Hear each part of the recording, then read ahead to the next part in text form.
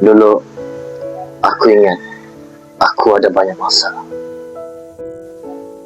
Dan aku ingat dunia tu akan tunggu aku sampai aku sedia.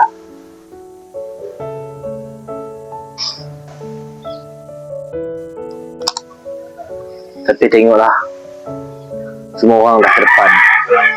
Aku masih terperangkap dalam sarang yang aku cipta sendiri. Lawaklah, kita gagal dengan masa depan sampaikan kita lupa yang masa depannya dah bermula dari mari.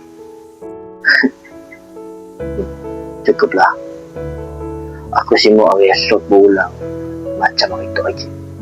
Langkah pertama aku bermula dari situ.